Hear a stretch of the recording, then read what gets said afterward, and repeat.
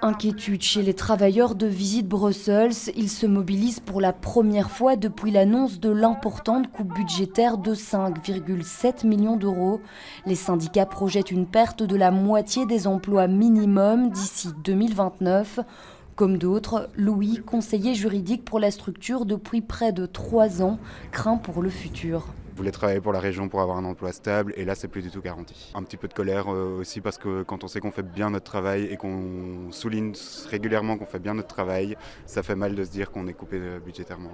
C'est un peu remettre aussi en question notre travail, le dévaloriser, comme s'il ne servait à rien. Or je pense qu'il y a un impact quand même au niveau du tourisme. Le centre de Bruxelles, s'il n'y a pas de touristes, il ne vit pas. Bruxelles, c'est 10 millions de nuitées d'hôtels en 2025. Les équipes dénoncent une décision prise à la va-vite et sans connaissance du secteur. Trop d'économies, trop vite et sans vision surtout. C'est-à-dire qu'on nous demande de nous recentrer sur nos missions essentielles sans définir quelles sont-elles. Visit Brussels, c'est en fait des dizaines de missions différentes. Je me demande vraiment quel parlementaire derrière nous a lu un seul rapport d'activité complet de Visit Brussels. Aujourd'hui, les syndicats font front commun pour que le gouvernement revoie sa copie. Ce qu'on demande, oui, c'est de pouvoir se rencontrer, de discuter et de mieux comprendre quelle est la stratégie derrière.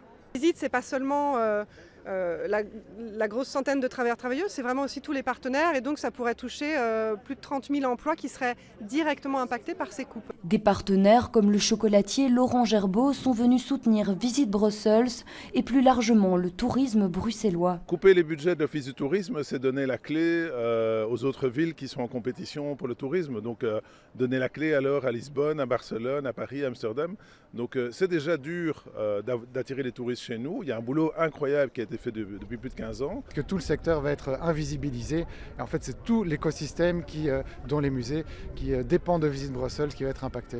Visit Brussels est également derrière les événements devenus emblématiques comme le Bright Festival, la Pride ou encore la Fête de l'Iris. Pour le moment, les actions de 2026 sont gelées. La structure craint pour la poursuite de ces activités.